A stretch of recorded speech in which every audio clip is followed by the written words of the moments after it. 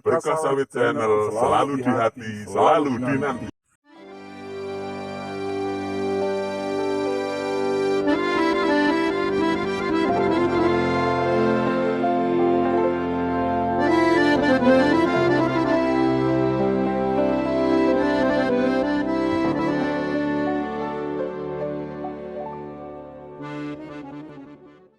Malaysia akan mengadakan pertemuan dengan kerajaan Indonesia bagi membincangkan hasrat Republik itu untuk mempunyai penanda aras harga minyak sawit mentah MSM.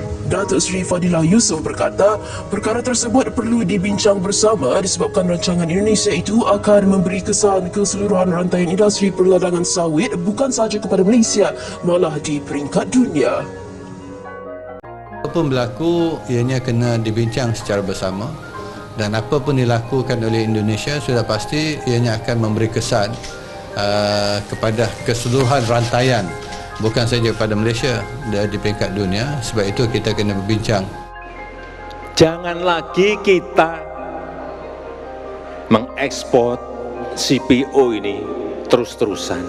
Harus mulai kita rubah kepada barang setengah jadi atau barang jadi. Ini yang telah kita lakukan. Karena kalau tidak, kita selalu dimain-mainin oleh pasar. Uni Eropa memunculkan isu tidak ramah lingkungan. Sebetulnya apa sih mereka ngomong seperti itu? Karena sawit ini bisa lebih murah dari minyak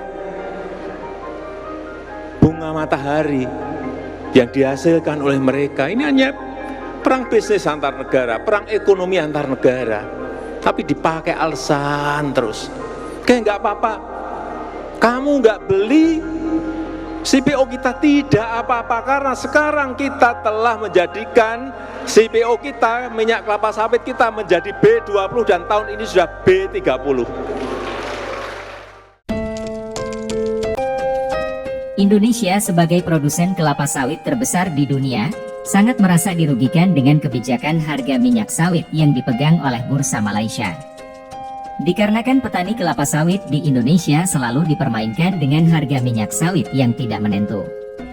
Bahkan tidak jarang kita mendengar kabar, petani kita menjual hasil panennya ke negeri jiran tersebut. Jika ada teman-teman bertanya, mengapa harga sawit Indonesia dikendalikan oleh Malaysia, sementara Indonesia sendiri dikenal sebagai produsen minyak sawit terbesar di dunia? Ini dikarenakan dulunya Malaysia adalah penghasil minyak sawit terbesar di dunia sebelum disalib Indonesia pada tahun 2006. Namun yang jadi pertanyaan besar ialah, mengapa Malaysia bisa berhasil mempertahankan hegemoninya sebagai pengatur kebijakan harga kelapa sawit dunia? Ya, ini dikarenakan kelalaian pemerintah kita sebelumnya hingga semua ini berlarut-larut. Kita juga tidak menyangkal bahwa Presiden kebanggaan kita Pak Jokowi sedikit terlambat dalam menanggapi kebijakan tersebut. Bukan berarti Jokowi bertutup mata, tapi karena banyak hal yang harus dilakukan Jokowi di bidang lainnya terlebih dahulu. Sehingga persoalan harga komoditas minyak sawit baru mendapatkan perhatian khususnya sekarang. Bisa menjaga stabilisasi harga CPO. Jangan sampai kita memiliki CPO, tapi yang menentukan harga adalah yang ada di pasar. Tidak. Kita mestinya bisa mengendalikan ini dengan cara apa? Ya, kalau pas ekspornya harganya baik, silahkan ekspor. Kalau enggak, kita pakai sendiri. Kita memiliki alternatif dan opsi-opsi itu. Memastikan stabilitas demand dan permintaan pada para petani sawit dan akan memberikan efek pada kesejahteraan masyarakat secara luas.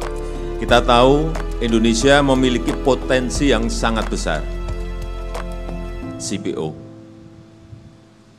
kelapa sawit, mencapai 50, potensi kita mencapai 52 juta ton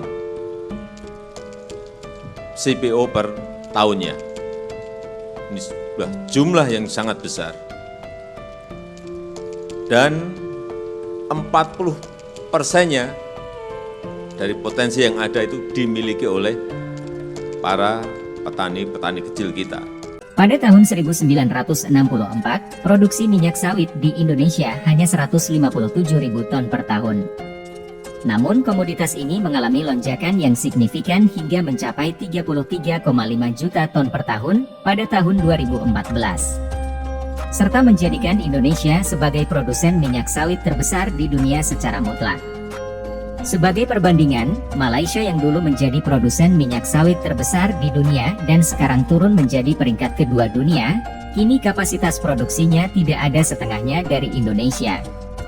Pada tahun 2022, Indonesia sudah memiliki kapasitas produksi hingga 46,5 juta ton, sedangkan Malaysia hanya 19,8 juta ton. Maka dari itu, sudah seharusnya kita memiliki bursa harga sendiri, sehingga komoditas sawit di negara kita mendapatkan hasil yang maksimal. Dengan begitu, tidak perlu lagi petani kita menjual sawitnya ke negeri jiran. Beberapa kali di sidang kabinet disinggung, masa kita ikutnya Malaysia? Yang punya sawit kita, yang punya karet kita ikutnya Malaysia.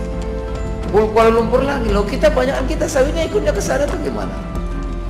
Dengan segala kewenangan yang dimiliki, kalau memungkinkan Juni itu sudah bisa terpampang di layar, kan? Bahwa kita punya patokan harga. Jadi nanti Malaysia balik, kita lihat Indonesia dulu, kan gitu. Gantian, ya kan? Indonesia adalah negara besar yang dianugerahi dengan keseimbangan sumber daya alam dan manusianya. Untuk itu tidak berlebihan rasanya jika Indonesia harus bisa menjadi raja di sekitar kawasan, bahkan dunia. Jika sekarang kita hanya berbicara dengan Malaysia tentang minyak sawit, tentu ini hanya sebuah awal dari sebuah pencapaian besar kita di masa depan. Bukan maksud untuk menjatuhkan, akan tetapi lebih kepada bagaimana kita mendapatkan hak kita secara utuh. Jikalau kita memang berhak, maka hak itu harus kita perjuangkan. Itulah sejatinya ciri bangsa kita, bukan mencuri tapi mengungguli. Harganya juga akan naik. Itu semua mengatur equilibrium begini. Dulu pemerintah tidak bisa memainkan itu. Sekarang kita yang mainkan itu. Ya, jadi dengan kalian tidak usah khawatir, nggak perlu ada yang sok-sok ngajarin kita udah ngerti sekarang. Karena bebas diberikan presiden kepada kami untuk mengendalikan ini. Jadi kita akan kendalikan supaya betul-betul rakyat menikmatinya.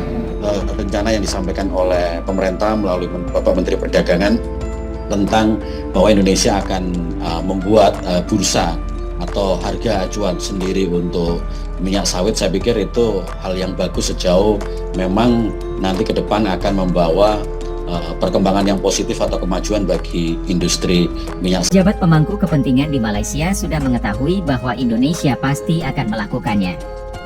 Untuk itu dalam beberapa tahun terakhir, Malaysia banyak melakukan pendekatan agar tidak memicu ketegangan antar kedua negara dan terlihat seperti sebuah kerjasama.